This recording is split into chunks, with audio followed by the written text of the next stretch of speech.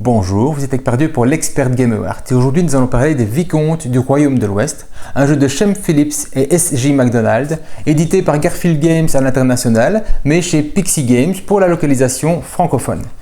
Alors c'est le troisième opus de la série des Royaumes de l'Ouest et ce n'est pas vraiment le dernier parce qu'il va y avoir une extension pour Paladin qui va sortir en 2021 et un tome de la saga qui va permettre de rassembler les trois jeux de la série pour en faire un jeu plus complexe et en tout cas un jeu qui permettra d'être joué en coopératif, qui va sortir logiquement en 2020-2021 aussi. Mais pour l'instant, parlons des vicomtes. Dans ce nouvel opus, nous sommes des vicomtes dans une époque où le roi est en train de tout faire pour avoir la paix à tout prix, c'est-à-dire qu'il dépense l'argent qu'il a accumulé pour donner à ses ennemis afin qu'ils le laissent en paix. Et ce faisant, il a effectivement la paix, mais le problème c'est que le peuple meurt un petit peu plus de faim chaque jour. Du coup, on est dans une époque où il y a une sorte de révolte du peuple tout en ayant une obligation de loyauté par rapport au roi. Et les vicomtes sont entre les deux et vont essayer de jouer sur les deux tableaux, c'est-à-dire avoir autant de titres de propriété que de soutien au peuple en payant, en résolvant les dettes qu'il y aura dans le jeu. Et ainsi, nous avons un tas avec des propriétés et un tas avec des dettes. Et on va jouer sur ces deux tas-là au niveau du jeu. C'est ce qui va déclencher la fin de jeu. C'est-à-dire que quand un des tas ici sera terminé, que ce soit les dettes ou les propriétés, eh bien, on terminera le tour et on fera un tour complémentaire. Donc, ces tas-là vont définir la fin du jeu.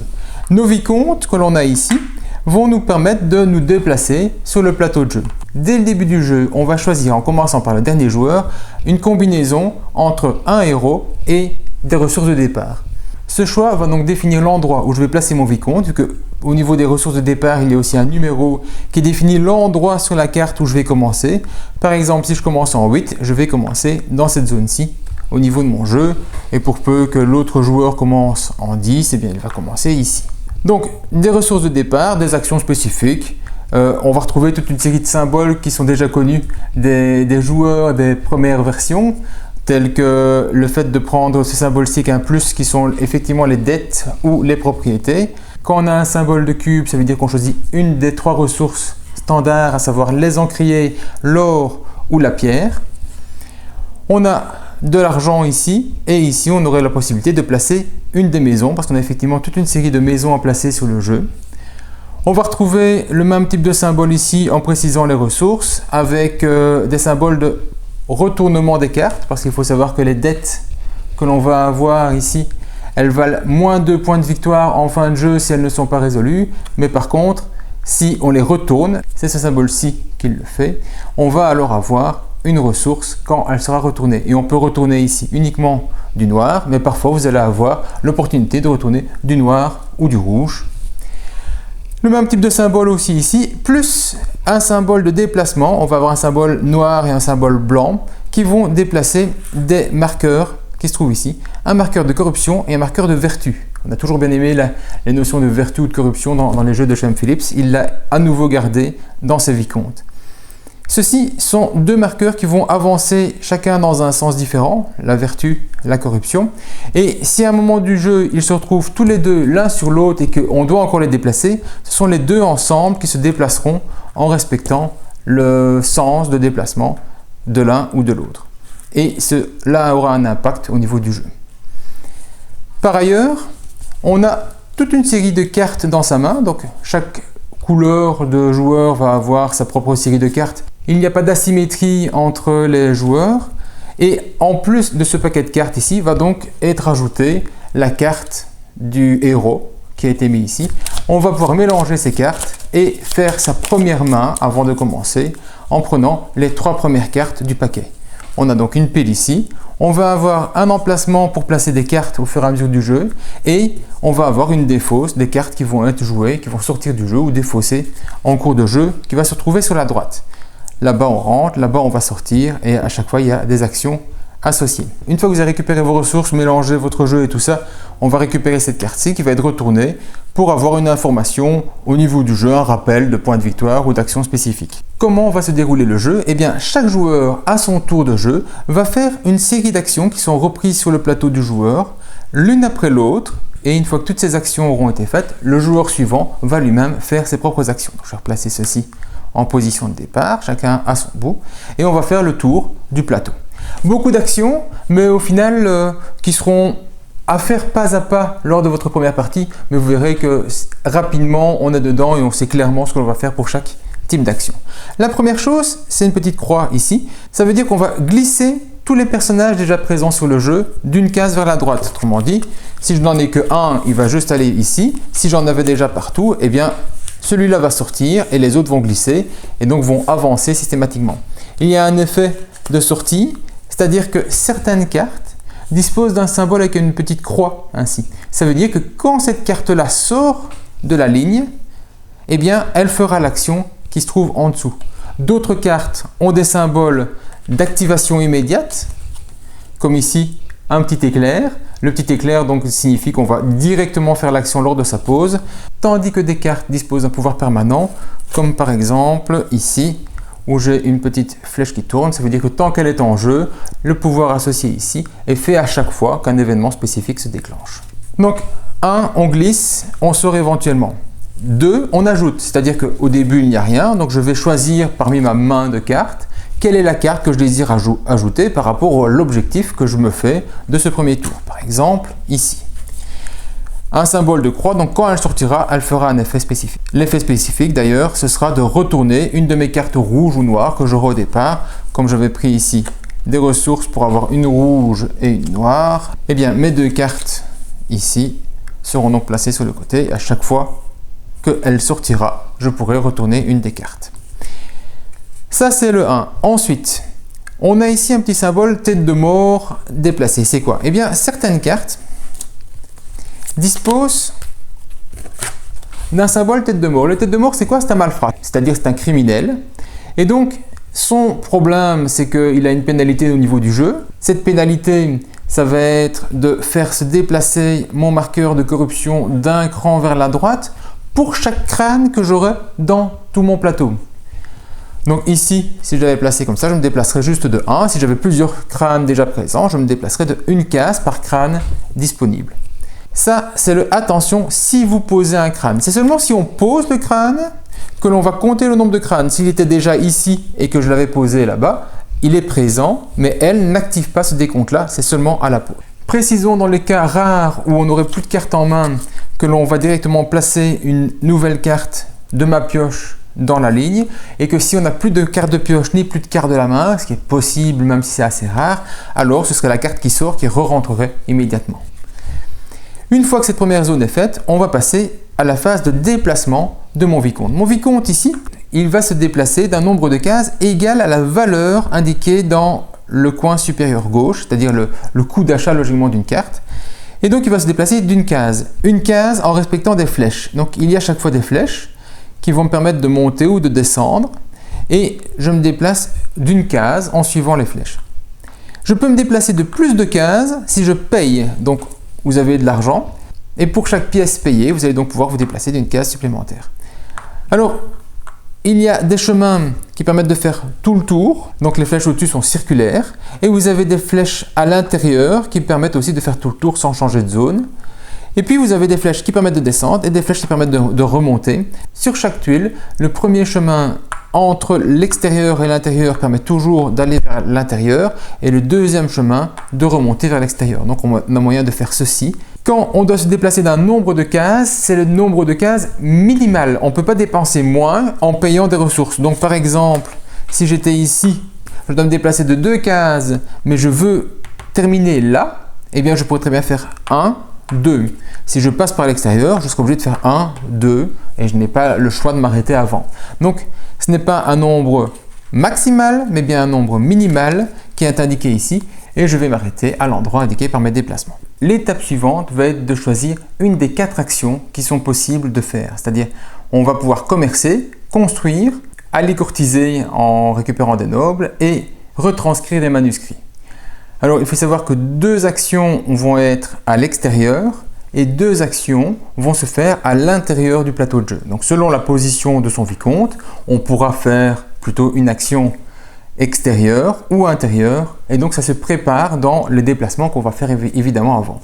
Ces actions vont se faire selon le nombre de symboles visibles sur l'ensemble de votre jeu de ce type-là. C'est-à-dire que si je fais une action de commerce, je vais compter le nombre de sacs dont je dispose sur l'ensemble de mon plateau de jeu. Donc au début, il y a 2 cases vides, mais ces cases vides ont aussi des symboles. Au fur et à mesure que je vais rajouter des cartes, je vais effectivement avoir des symboles supplémentaires qui vont apparaître et d'autres qui vont disparaître. Donc les cartes ici en dessous vont recouvrir les symboles existants. Je vais compter le nombre du symbole de l'action que je veux faire, plus les crânes.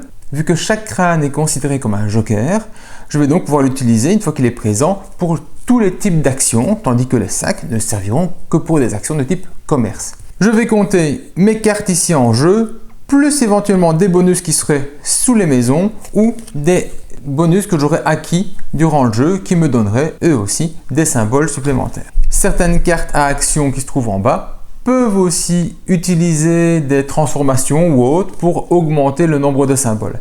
Mais avant de choisir l'action que je veux faire, la première zone ici me dit que je peux dépenser de l'argent pour utiliser le personnage qui se trouverait sur la même tuile que mon vicomte afin de profiter de son bonus, donc le symbole qu'il aurait ici. Par exemple ici, ça me permettrait d'utiliser son symbole de crâne et donc augmenter de 1 l'action que je désire faire. Le coût pour acheter le personnage est indiqué ici, donc c'est la carte qui indique la valeur 3, 2, 3. Ici, je n'ai que des grosses cartes, mais ce n'est pas le cas nécessairement pour tout. Il y en a certaines qui coûtent effectivement que 1. J'en paye le coût, je la retire du jeu et je vais alors activer l'icône qui se trouve ici au-dessus en haut à droite, à savoir avancer ici mon marqueur noir de corruption de une case et je vais comptabiliser le symbole en plus des symboles que j'ai ici pour moi réaliser l'action. Cette carte-là va être défaussée, elle ne reviendra plus dans le jeu et on va donc s'en débarrasser ainsi. Et on retrouve ainsi le symbole avec le petit play, le petit triangle, qu'on retrouve aussi ici sur votre plateau de jeu pour bien dire que quand on fait play, on doit faire l'action indiquée en haut à droite lors de son paiement. J'ai donc un montant de symboles, et bien je vais donc utiliser tous ces symboles-là pour réaliser l'action que je visais. Commençons par le commerce. Le commerce, on va donc calculer les symboles du jeu extérieur, de la carte que j'aurais éventuellement payée pour acheter. On va additionner tout ça et on peut aussi rajouter de l'argent. Je peux payer de l'argent en plus afin d'augmenter le nombre de sacs que j'ai. C'est pour ça qu'on a un petit symbole d'argent à côté de mon sac. Pour chaque sac ainsi dépensé, je vais donc faire l'action à l'endroit où se trouve mon vicomte. Ici, un sac vaut une pièce. Là-bas, 2 sacs vaut une pierre, 2 sacs un encrier et on va donc avoir des symboles tout autour, y compris la plus chère, 4 sacs permet de retourner une carte, donc 8 sacs me permettraient d'en tourner 2. Ça, c'est pour l'action commerce. Très simple, à l'extérieur, transformer des sacs en ressources ou retourner des cartes. Deuxième type d'action, c'est l'action du bâtisseur. Pour le bâtisseur, on va compter le nombre de marteaux que l'on a, ici, dans son jeu, ailleurs, qu'on peut dépenser en activant quelque chose, afin de construire un des bâtiments. Il y a 3 types de bâtiments et chaque bâtiment nécessite un certain nombre de marteaux pour le construire. Le premier type de bâtiment, il en faut 5, il en faut 7, il en faut 3. Donc ici, 1, 2 et éventuellement payer pour avoir un crâne supplémentaire ou éventuellement avoir de la pierre supplémentaire parce que c'est la pierre qui est ajoutée au niveau du symbole du petit marteau. Et bien, chaque pierre dépensée me permettrait d'avoir un marteau de plus. Je pourrais ainsi aller atteindre la valeur de 3. La 3 me permet alors de placer un des bâtiments de cette zone-ci. Je ne suis pas obligé de les prendre de la gauche vers la droite, je les prends exactement à l'endroit où je veux. Je vais prendre celui du milieu en premier, ce n'est pas un souci. Et je vais donc le placer sur la zone qui est associée à la demi-tuile où se trouve mon vicomte. Donc ici, mon vicomte est là. La demi-tuile, ça se partage par la rivière qui est chaque fois visible au milieu de chaque zone. Et bien donc je pourrais construire sur les 2 bâtiments qui se trouvent ici, pas plus loin, juste ici. Et bien je choisis là, je vais récupérer ce que j'ai écrasé, donc ici un encrier, et je vais donc libérer une case qui permettra d'avoir un effet permanent sur l'ensemble du jeu. Les 4 cases qui se trouvent associées aux 4 actions libèrent à chaque fois les symboles qui nous permettent d'avoir un symbole supplémentaire. Donc si le symbole de marteau est libéré, dans un cas comme celui-ci, j'aurai 1, 2, 3 marteaux pour faire mon action de construction. Donc quand on retire les maisons, on va effectivement choisir un endroit qui va être en adéquation avec le plan de jeu que l'on s'est fixé sur l'ensemble de la partie. Les sacs, eux, libèrent 2 sacs à la place d'un seul, donc qui augmente un petit peu la zone de commerce. Et ici, il ne coûte que 5 marteaux, tandis que les suivants coûteront 7 marteaux. Ce n'est pas tout. Si jamais un autre joueur, par exemple, avait déjà précédemment placé une maison ici, et que j'arrive avec mon vicomte et que je construis ici, en plus d'avoir l'encrier, je vais avoir le bonus qui est indiqué dans la liaison ici. La liaison, ce sont les petites flèches en pointillés, ce serait dessous. Chaque joueur qui est inclus dans la liaison, donc le rouge et le jaune, vont toucher 2 sous. Et si c'était moi qui étais aussi présent à côté, je ne le toucherai qu'une seule fois. Je ne le touche pas une fois par maison, mais bien une fois par joueur. Attention avec les liaisons, elles ne sont pas permanentes sur l'ensemble du jeu. Il y a des zones où elles sont brisées, comme par exemple de là à là, il n'y en a pas, de ici à là, il n'y en a pas, et donc c'est comme ça à plusieurs endroits au niveau du jeu. Revenons un instant sur le déplacement de la phase précédente. Si un joueur se déplace et arrive sur l'emplacement d'un autre joueur, le vicomte qui est rejoint a l'opportunité de réorganiser son plateau de jeu, alors que ce n'est pas son tour de jeu, vu que c'est le rouge ici qui joue et c'est le jaune qui pourra réorganiser. Réorganiser, ça veut dire qu'on va pouvoir switcher des cartes éventuellement pour faire remonter une carte qu'on n'a pas envie qu'il sorte ou une autre que l'on voudra sortir. Petite précision malgré tout, si au début du jeu vous n'avez qu'une seule carte ou même 2 qui sont en jeu, on ne peut pas placer une carte vers la fin pour qu'elle soit plus vite dehors. On ne peut switcher que des cartes existantes, on ne peut pas se positionner sur une case vide et donc c'est important aussi à le dire. Ce petit symbole-là, cette réorganisation-là, se trouve sur votre carte que vous avez retournée donc de ressources, qui vous le rappelle, et c'est donc le symbole ici qui nous permettra de dire je dois réorganiser ou je peux réorganiser mes cartes en jeu. Comme je l'ai dit, les 2 premières actions ici, le commerce et la construction, ne peuvent évidemment se faire qu'à l'extérieur parce qu'on ne trouve que là-bas les symboles de commerce des petits sacs et c'est là-bas qu'on construit effectivement selon la zone dans laquelle on se trouve les bâtiments.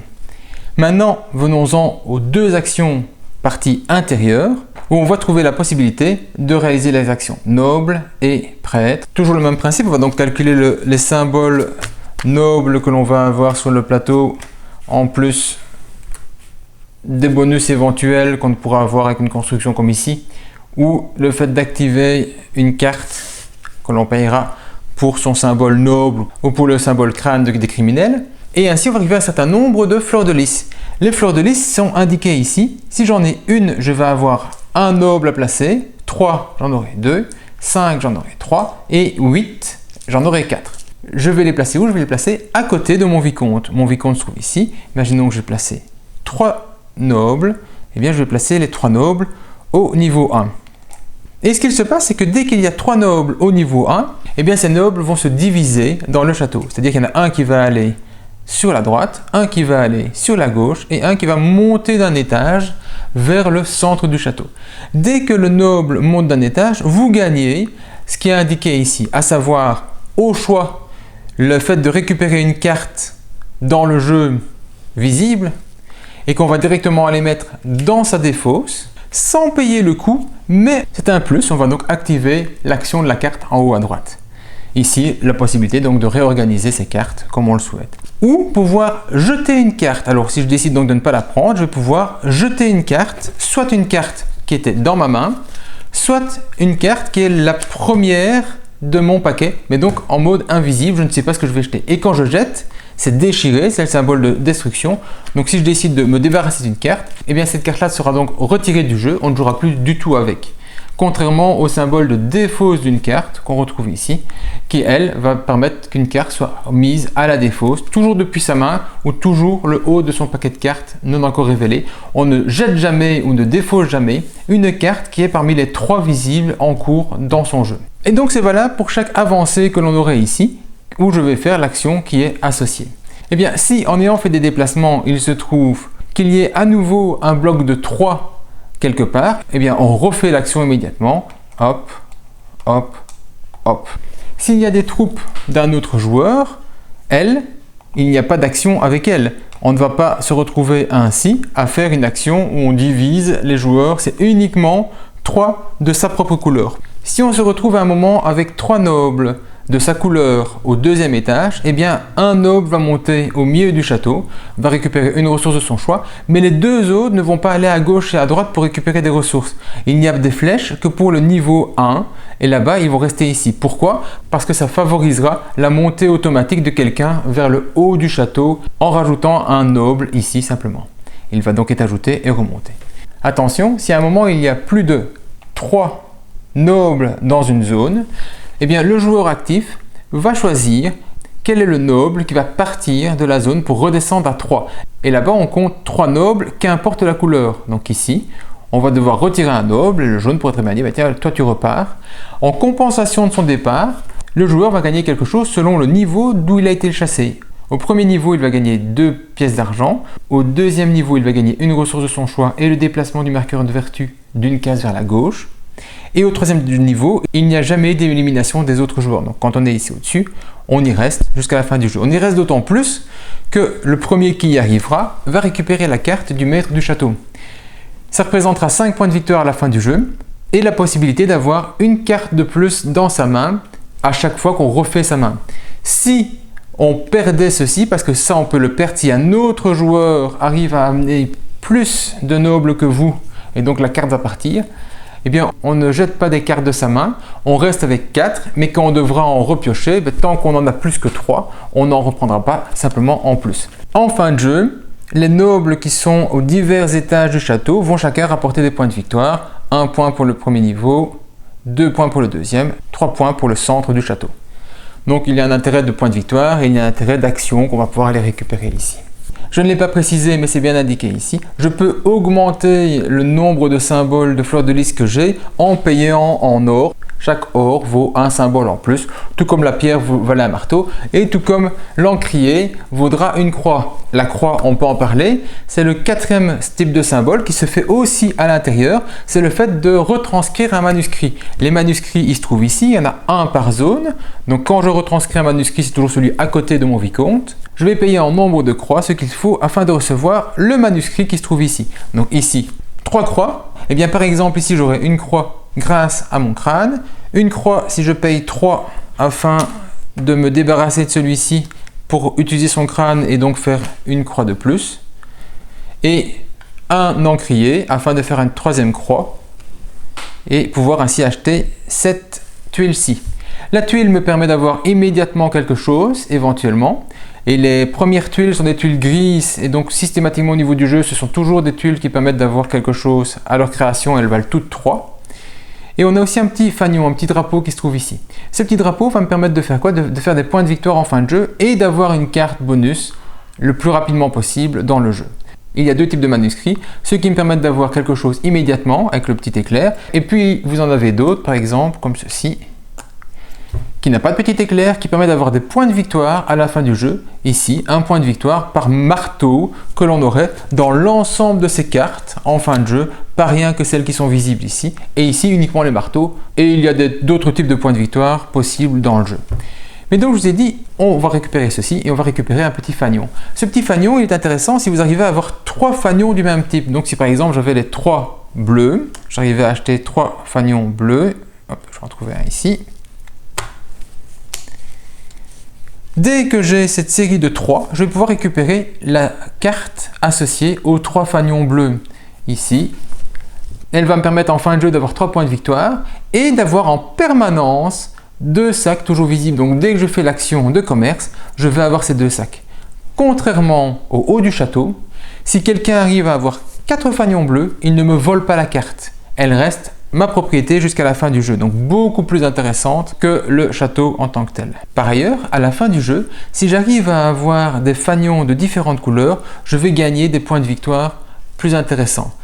Par série de 4 fanions, je vais avoir 16 points de victoire. Mes 3 fanions ici valent, en plus des 3 points de victoire de la carte que j'ai récupérée, chacun vaut 1. Mais si dans le jeu, j'achète un nouveau fanion, je trouverai ici une ligne avec 2 et donc j'en aurai 4 points de victoire pour ceux-ci et 1 point pour les autres. Donc un gros intérêt d'aller chercher les fanions parce qu'on va avoir des bonus permanents et on va aussi avoir des points de victoire de fin de jeu pour les séries que l'on pourrait créer. Ce sont les 4 types d'actions que l'on peut faire. Maintenant, on en arrive à la possibilité d'acheter, cette fois-ci, un nouveau personnage, toujours en rapport à la position de son vicomte. Je peux payer le prix, je ferai l'action qui est associée ici, à savoir ici une défausse, vu qu'il y a un petit plus, et cette carte-là, si je la paye, elle va aller dans ma défausse. Elle reviendra quand on remélangera les cartes. Ce n'est pas une obligation, c'est une possibilité. L'étape suivante est associée à la rencontre du blanc et du noir. Donc je vous ai dit, si à un moment les deux viennent l'un sur l'autre et qu'ils doivent se déplacer, ils se déplaceront ensemble. Eh bien, à cette phase-ci, on va pouvoir régler cette rencontre. Ce qui va se passer, c'est que tous ceux qui ont le symbole ouvert ici, qui est lié avec le mauve de la zone, vont pouvoir regarder si ici dedans, ils ont ou n'ont pas un crâne. Et je dis bien tout le monde, le joueur actif déclenche l'action chez tous les joueurs. S'ils n'ont pas de crâne, ce qui n'est pas mon cas, eh bien leur marqueur blanc se déplacerait d'une case vers la gauche. S'ils ont un crâne, il ne se passe rien. D'autres cartes peuvent avoir un effet immédiat, par exemple comme ceci. Si j'avais moi ou un autre joueur, tout joueur qui aurait cette carte-ci dans son jeu avec un symbole de collision, eh bien ferait l'action qui permettrait ici de gagner 2 sous. Donc si n'importe quel joueur déclenche une collision alors qu'il a la carte ici du colporteur dans son jeu, ce joueur-là gagnerait 2 pièces d'argent. Quand les symboles visibles, les cartes visibles sont faites, on va donc régler le problème du positionnement de la collision. Pour le joueur actif, celui qui est en blanc, il va recevoir ce qui est indiqué au-dessus du jeton. Et donc une pièce et 2 cartes rouges dans le cas présent. Toujours du côté initial, donc avec une fois le symbole et une pièce. Pour les autres joueurs, ceux qui sont en noir, s'ils ont un crâne ou plus dans leur jeu, ils vont faire déplacer leur marqueur noir d'une case vers la droite. Quand on est plutôt par ici, ce sera une case vers la gauche. Éventuellement, il y aura un bonus, une dette ou un bonus, un acte de propriété.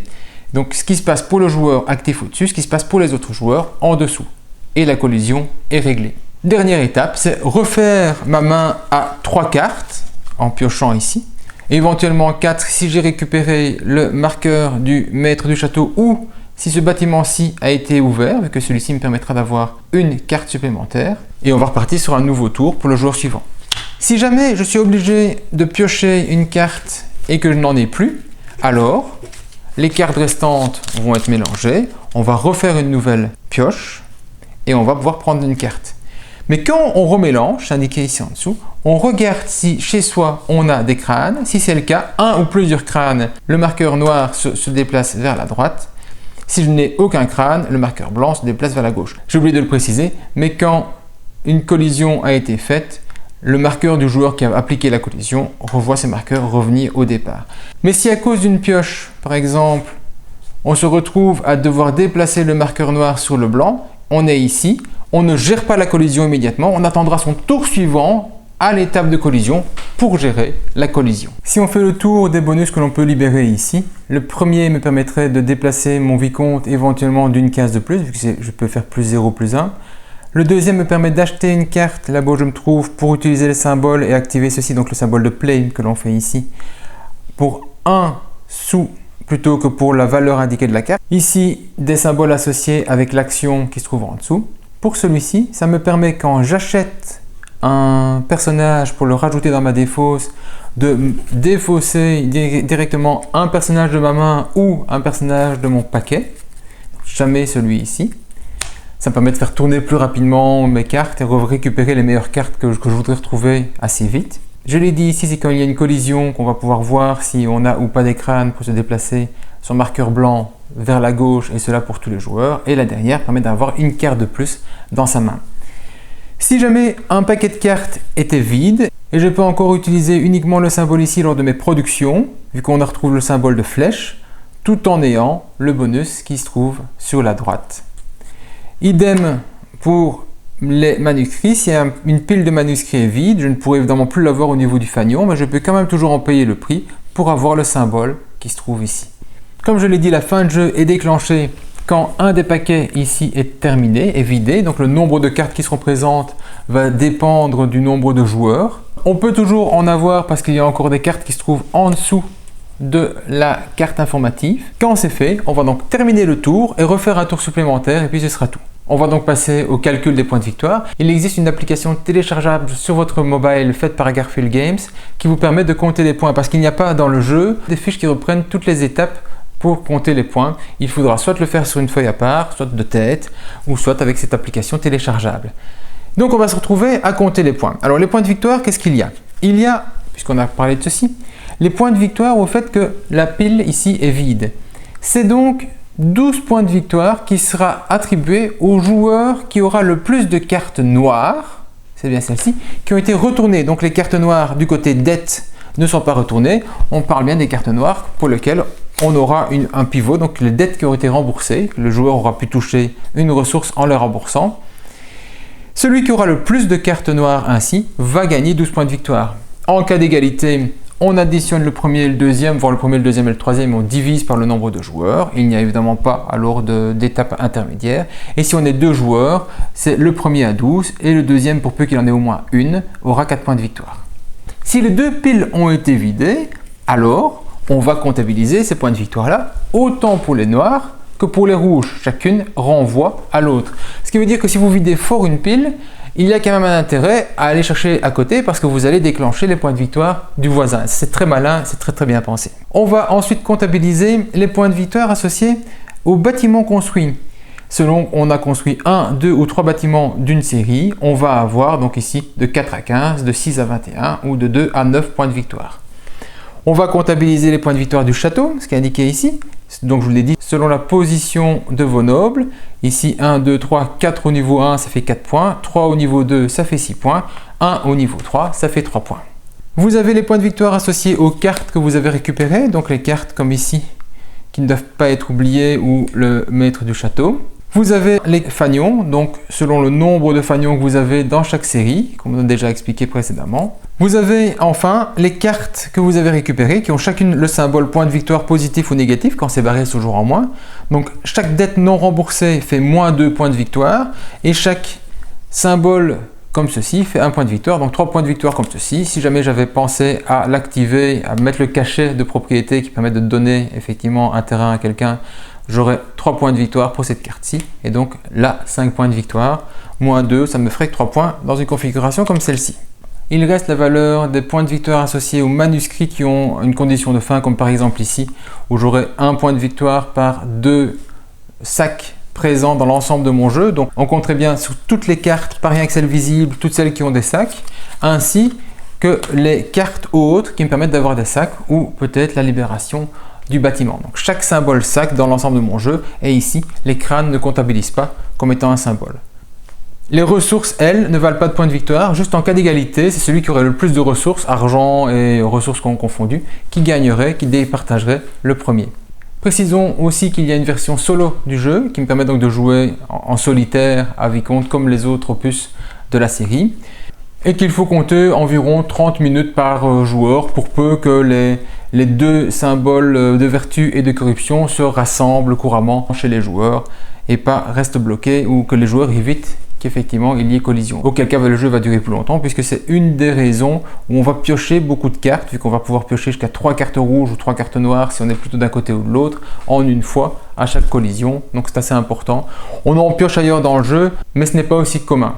Un très bon jeu, vraiment très bien équilibré, on va aller un petit peu partout, il y a moyen de faire des points de victoire à chaque étape. On regrette peut-être un petit peu au niveau du château, même s'il y a un intérêt à monter, c'est qu'on disperse beaucoup d'énergie pour ce faire et qu'on peut se faire chasser surtout par les autres joueurs, c'est beaucoup plus gênant. Tandis que les manuscrits sont acquis une fois pour toutes. Quand on arrive à accumuler 3 fois une bannière, on a quand même une carte ad vitam aeternam, tandis qu'on peut perdre la carte de maître du château. Et si beaucoup de joueurs sont ici, on se fait effectivement beaucoup chasser là-dessus. Et c'est donc de l'énergie un petit peu gaspillée par rapport aux autres actions. Il y a cependant des voies qui sont plus intéressantes, comme la voie où on va pouvoir retourner ces cartes de l'autre côté, vu que chaque carte retournée c'est 2 points de victoire de gagner, vu que soit c'est un -2 qui est évité, soit c'est un +1 qui devient un +3, et éventuellement pour gagner les points de victoire de fin de jeu. Donc cette zone-ci est plus intéressante quand on tourne, si on doit vraiment aller au château. C'est comme les constructions qui vont me permettre d'avoir la possibilité de retourner des cartes sont plus intéressantes que les autres parce qu'elles permettent effectivement de faire une action qui est plus rare dans le jeu. Même si certains personnages me permettraient, eux, quand ils sortent bien souvent, de retourner une ou plusieurs cartes. Mais certains personnages sont vraiment très forts et très intéressants, comme celle-ci qui par exemple, si elle est dans votre jeu, vous permet de retourner une autre carte rouge si vous retournez dans ce tour-là une carte noire. Donc un cumul des actions très intéressant pour peu que vous l'utilisiez à bon escient. Voilà, Vicomte du Royaume de l'Ouest est très intéressant, est un bon opus au niveau de la série. Si le premier artisan était plutôt connaisseur au niveau de la facilité, de l'accessibilité, et si Paladin était plus technique au niveau de sa gestion avec un côté fort dans son coin, on retrouve dans Vicomte la possibilité d'avoir un jeu expert, mais aussi un jeu interactif où on va vraiment aller plus vite que l'autre, faire une action ou une autre, parce qu'on voit effectivement qu'il est en train de cumuler des ressources afin de faire quelque chose de spécifique. On peut aller plus vite que lui en fonçant, en payant plus cher, en payant en ressources éventuellement, que sais-je. Voilà, Vicomte du Royaume de l'Ouest est une belle réussite qui vous permettra d'avoir plusieurs heures de jeu, que ce soit seul ou à plusieurs.